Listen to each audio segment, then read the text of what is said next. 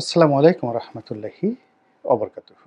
সম্মানিত দর্শক, সারা বাংলায় সাম্প্রতিক সময়ে এমন কিছু হচ্ছে যা আপনি দেখতেও পারছেন না, সহ্যও করতে পারছেন না, আবার বলতেও পারছেন না। অনেকটা রাগে ক্ষোভে আপনার অঙ্গ জ্বলে ছারখার হয়ে যাচ্ছে।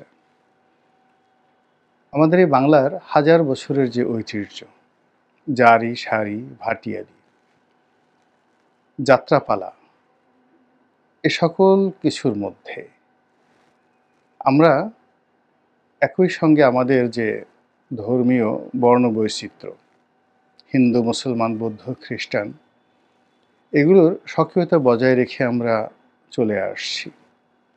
সেই ৬০-এর দশকে, ৭০-এর দশকে যে সময়টুকু আমি অন্তত দেখেছি, ৮০-র দশকে, এমনকি ৯০-এর দশকে, কখনোই কোনো হুজুর বা ইমাম সাহেব তিনি যাত্রা গান দেখতে গিয়েছেন, জারি গান শুনতে গিয়েছেন, সারি গান শুনতে গিয়েছেন, এজন্য তাকে মন্দ কথা শুনতে হয়েছে, আমি দেখিনি। বা আমাদের দেশে যে ঘটা করে দুর্গা পূজা হয়, সরস্বতী পূজা হয়, তো এই পুজোগুলো বলতে গেলে সার্বজনীন পুজো। এখানে হিন্দু, মুসলমান, বৌদ্ধ, খ্রিস্টান এই পুজোর আনন্দ ভাগ করেছে। তারা পুজো দেয়নি, কিন্তু দাঁড়িয়ে দাঁড়িয়ে ছেলেরা, মেয়েরা, বয়স্করা, বুড়োরা সেই দৃশ্য দেখত যে হিন্দুরা কীভাবে পুজো করে। তারপর যাত্রাগান হতো, আলতি হতো, এরপরে আরও মেলা হতো, এবং সেই মেলাকে কেন্দ্র করে পুরো এলাকাতে একটা জমজমাট অবস্থা বিরাজ করত। এগুলো নিয়ে আমাদের ওই সময়টিতে যারা ধর্মীয় নেতা ছিলেন, তারা এখনকার যারা ধর্মীয় নেতা, তাদের চাইতে জ্ঞানে, গুণে, মান, মর্যাদায়, সম্মানে অনেক অনেক ঊর্ধ্ব স্তরের ছিলেন। যেমন ধরুন মাওলানা শামসুল হুদা পাঁচবাগী, মাওলানা হাফিজি হুজুর রহমতুল্লাহ আলাইহে, তো ওনাদের মাওলানা আব্দুর রশিদ তর্কবাগীশ, এরকম আরও অনেকের নাম বলতে পারবো, মাওলানা আমিনুল ইসলাম, মাওলানা মহিউদ্দিন খান, তারপর বায়তুল মোকাররমের যে খতিব ছিলেন মাওলানা উবায়দুল্লাহ সাহেব থেকে শুরু করে আরও অনেকে, প্রথিতযশ আলেম, যারা এই জমানার মতো ঠিক ঘুরে ঘুরে ওয়াজ করতেন না, বক্তব্য দিতেন না, কিন্তু তাদের মধ্যে যে আধ্যাত্মিক শক্তি ছিল, লক্ষ লক্ষ মানুষ তাদের মুরিদ ছিলেন, অনুসারী ছিলেন, এবং মন্ত্রমুগ্ধের মতো তাদের কথা শুনতেন। আমরা কখনোই তাদের মুখে নিজের দলের কাউকে কাফের, অন্য দলের কাউকে জাহান্নামী এই ধরনের বক্তব্য দিতে কখনো কোনো অবস্থাতে শুনিনি। এমনকি আমাদের গ্রামে যে হুজুর ছিলেন, যিনি আমাদের সবাইকে আরবি পড়াতেন, এবং সকাল থেকে গভীর রাত পর্যন্ত ১২টা-১টা পর্যন্ত ঘুরে ঘুরে বাড়িতে বাড়িতে মিলাদ পড়াতেন। যত রাত হোক, বাড়িতে যে কোনো অনুষ্ঠান হলে মিলাদ পড়াতেন। তো তিনি একটা মসজিদে ইমামতি করতেন, মিলাদ পড়াতেন, তারপরে মক্তবে আমাদেরকে আরবি শিক্ষা দিতেন, কৃষিকাজ করতেন, এবং একই সঙ্গে আবার কাপড় বুনতেন, রশিদ মাওলানা। তো এইরকম একজন মানুষ কারোর সাথে জীবনে ঝগড়া করতে দেখিনি, কোনো বিচার নেই, কোনো সালিশ নেই, কারো বিরুদ্ধে কোনো অভিযোগ নেই। তিনি শুধু তার দুনিয়ার কাজ করে যাচ্ছেন, আখিরাতের কাজ করে যাচ্ছেন, আর দ্বীনের শিক্ষা দিয়ে যাচ্ছেন। একেবারে মৃত্যুর শেষ দিন পর্যন্ত কোনোদিন তাকে রাগ হতে দেখিনি। তো এভাবে আমাদের আশেপাশে, আমাদের ফরিদপুর জেলার আশেপাশে সবাইকে একই অবস্থায় দেখেছি। একই রূপ আমি যখন পটুয়াখালীতে গেলাম, গলাচিপাতে গেলাম, উলানিয়া নামক যে জায়গাতে আমরা ছিলাম, সেখানে মসজিদে ইমাম ছিলেন, খতিব ছিলেন, মুয়াজ্জিম ছিলেন। সেই ৮০ দশকে, ৭০ দশকে কখনো তাদের কারো বিরুদ্ধে মানে মুখ কালো করে কথা বলেছেন, এরকম দৃশ্য দেখিনি। আমাদের উলানিয়াতে যে মসজিদ, সেই মসজিদের ঠিক ১০-২০ গজ দূরেই মন্দির। তো সেই মন্দিরে পুজো হতো, সন্ধ্যায় শঙ্খধ্বনি হতো, বা হচ্ছে এখনও। তারপরে ৫ ওয়াক্ত আজান হতো, হিন্দু মুসলমান একই সঙ্গে সেই যুগের পর যুগ ধরে সেখানে বসবাস করেছে। কোনো দিন আমরা বাজে কথা শুনিনি। ওখানে স্পোর্টস হতো, মেয়েদের স্পোর্টস হতো, ছেলেদের স্পোর্টস হতো এবং বার্ষিক ক্রীড়া প্রতিযোগিতা হতো। সেটা ধরুন গার্লস স্কুল ছিল, গলাচিপাতে গার্লস স্কুল ছিল। সদরপুরে আমি যেখানে ছিলাম সেখানেও গার্লস স্কুল অ্যান্ড কলেজ ছিল এবং আছে। তো কখনো ছেলেরা সেই গার্লস স্কুলের সামনে দিয়ে যেতেন না, কিন্তু যখন স্পোর্টস হতো, মেয়েদের স্পোর্টস হতো, তখন দরজা খুলে দেওয়া হতো, সবাই সেই খেলাধুলা দেখার জন্য মেয়েদের স্কুলে ঢুকতে পারতেন। এবং আমি নিজেও সেই মেয়েদের স্পোর্টসে গিয়ে অনেক বন্ধুবান্ধবকে নিয়ে, শত শত বন্ধুবান্ধব কলেজের স্কুলের, তারা গিয়ে সেই মেয়েদের স্পোর্টসে আমন্ত্রিত অতিথি হিসেবে সেই স্পোর্টস উপভোগ করেছে ৮০-র দশকে। কিন্তু এখন হঠাৎ করে কি হলো যে মেয়েদের ফুটবল খেলা এখন খেলতে দেওয়া হবে না, এরপর মাজার ভাঙতে হবে, নাটক করা যাবে না, তারপর যাত্রা গানের কথা তো প্রশ্নই আসে না, এরপর অন্যান্য যে সকল সাহিত্য এবং সংস্কৃতির অনুষ্ঠান রয়েছে সব জায়গাতেই এত ভয়, এত আতঙ্ক এই নতুন বিপ্লবের পরে শুরু হয়েছে, যেটি এই বাংলার মাটি হজম করতে পারছে না। এবং যখন আপনার কোনো একটা বিষয় হজম না হবে, তখন সেখানে যা হবার তাই হবে। আপনার পেট ফুলে যাবে, বমি হবে, আপনি অসুস্থ হয়ে পড়বেন। বাংলারও, আবহমান বাংলার যে সংস্কৃতি আছে, কিংবা এই সংস্কৃতি কি হলো মানুষের যে আচরণ, মানুষ যে আচরণ করে সেটাই মানুষের সংস্কৃতি। এখন এই আচরণের মধ্যে যেমন নামাজ রয়েছে, কালাম রয়েছে, হজ রয়েছে, জাকাত রয়েছে, এটি ধর্মীয় বিধানের সঙ্গে সঙ্গে কিন্তু আমাদের সংস্কৃতির একটা অংশ।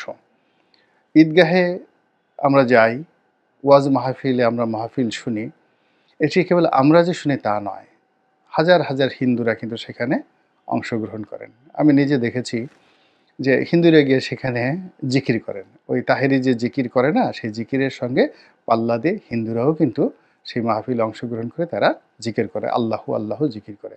এটা তাহেরির কথা উদাহরণ দিলাম, কিন্তু আমি আমার নির্বাচনী এলাকাতে যখন মাহফিল হতো এবং সেই মাহফিলে যখন জিকির হতো, আমি দেখেছি যে অনেক সংখ্যক হিন্দু মাঝে মধ্যে আমাকে ওয়াজ করতে হতো।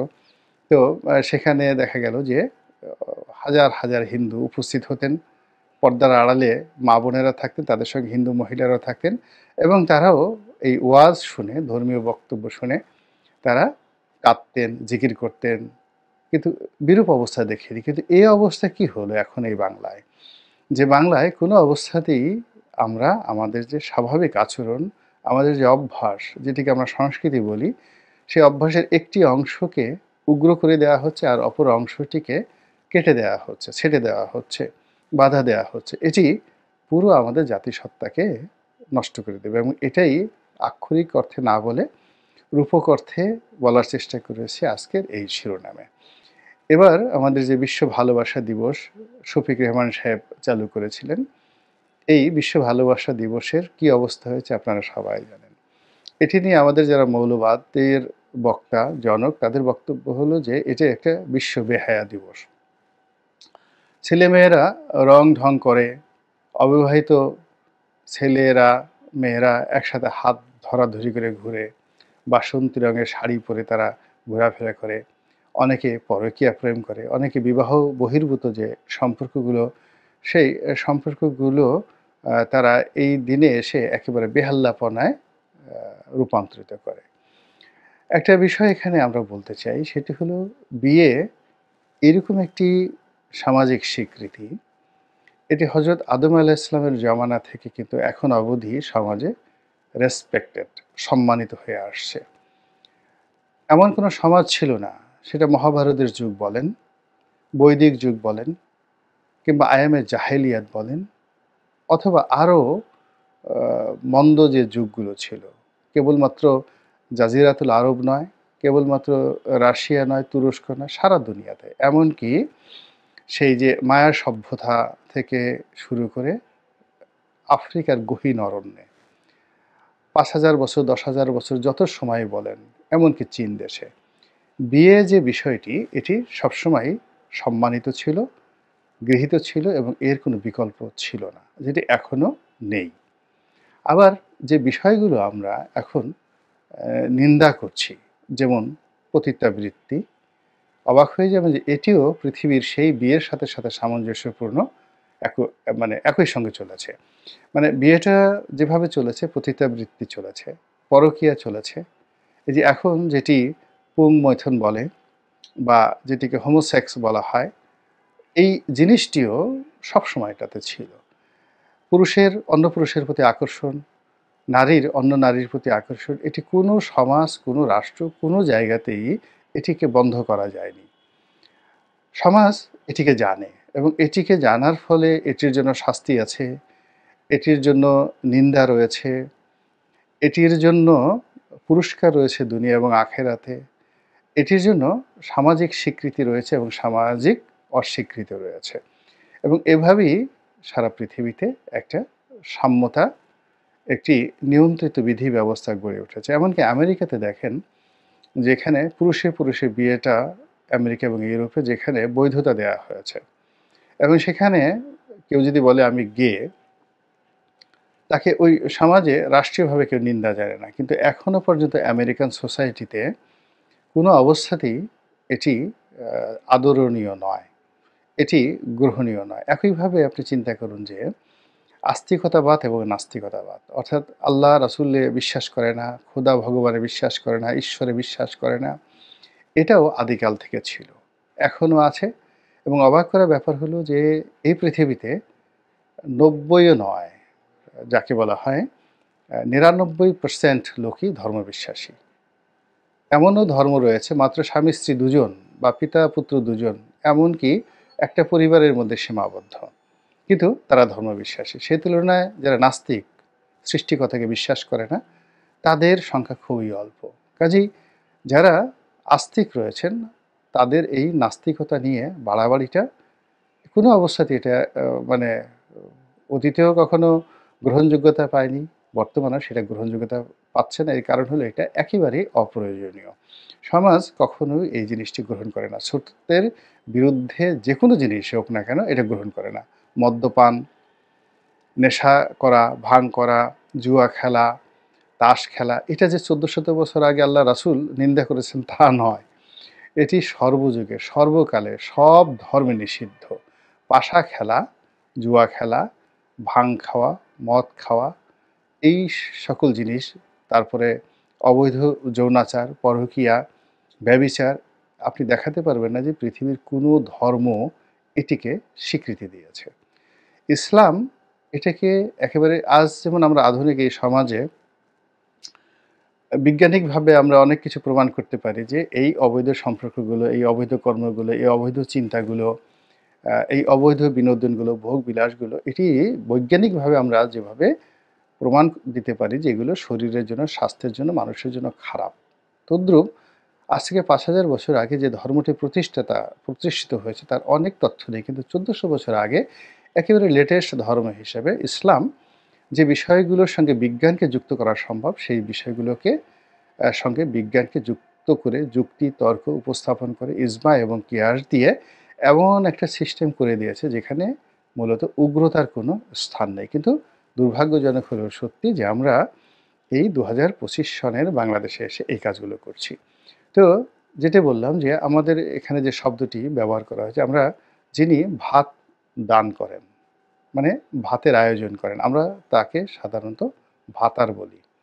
ভাতার শব্দটি আমাদের গ্রাম অঞ্চলে এটি গালি হিসেবে ব্যবহৃত হয়। আ কিন্তু তারপরেও এটি কিন্তু একটি যাকে বলা হয় অর্থবোধক প্রমিত বাংলা, ভাতার।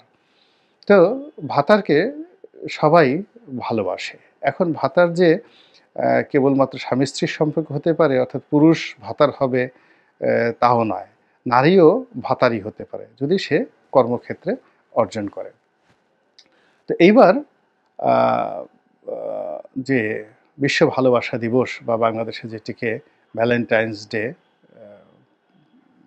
পালিত হওয়া নিয়ে যে ভয় এবং আতঙ্ক কাজ করেছিল, তারা মূলত ভাতার নন। তারা মূলত ভাতার নন, অর্থাৎ অভিভাবক নন। তারা কারো স্বামী নন, কিংবা তারা কারো পিতা নন, কারো কন্যা নন, কেউ নন।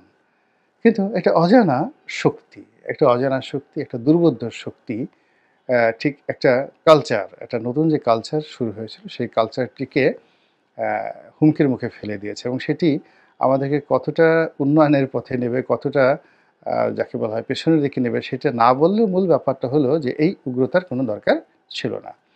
দ্বিতীয়ত আমাদের যে পহেলা বৈশাখ। তো এই পহেলা বৈশাখ উপলক্ষে মঙ্গল শোভাযাত্রা এটা খুব পুরনো নয়, নতুন শুরু হয়েছে। হয়তো ৩০ বছর ৪০ বছর আগে এই মঙ্গল শোভাযাত্রা ছিল না। কিন্তু বিষয়টা হলো যে আমাদের এই জীবনে অনেক কিছুই নতুন হয়। যেমন আমরা এখন মাইকের ব্যবহার করছি। কিন্তু একটা সময় মাইক ব্যবহারকে হারাম বলা হতো। অনেকেই বলতেন।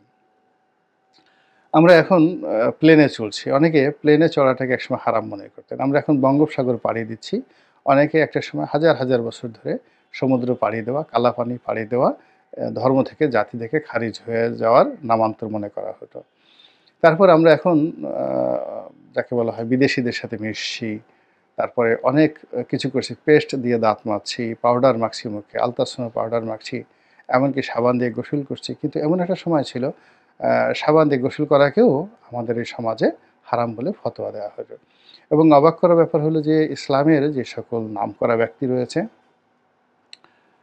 যেমন ধরুন আল বিরুনি, তারপর ইবনে সিনা। এই নামগুলো শুনলে আমরা এখন খুব শ্রদ্ধা করি না?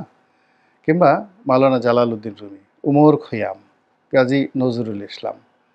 তারা কিন্তু সবাই সমসাময়িক যুগে উগ্রবাদীদের দ্বারা, ধর্মান্ধদের দ্বারা তারা কাফের ঘোষিত হয়েছিলেন এবং তাদেরকে মেরে ফেলার জন্য ফতোয়া দেওয়া হয়েছিল। তাদেরকে আক্রমণ করা হয়েছিল। প্রাণের ভয়ে, প্রাণ বাঁচানোর জন্য তারা গা ঢাকা দিয়েছিলেন। কিন্তু সময়ের বিবর্তনে দেখুন তাদেরকে নিয়ে আমরা এখন গর্ব করি। তো কাজেই এই যে সামনে যে পহেলা বৈশাখ আসছে, সেই পহেলা বৈশাখে আমাদের যে ঐতিহ্যগুলো রমনার বটমূলে সেই যে গান বাজনা, তারপর পহেলা বৈশাখ উপলক্ষে সারা বাংলায় মেলা এবং পার্বণ শুরু করা, তারপরে পহেলা বৈশাখ উপলক্ষে ইদানিং মানে এই বছর ৩০-৪০ হলো পান্তা ভাত, ইলিশ এবং পান্তা ভাত খাওয়া।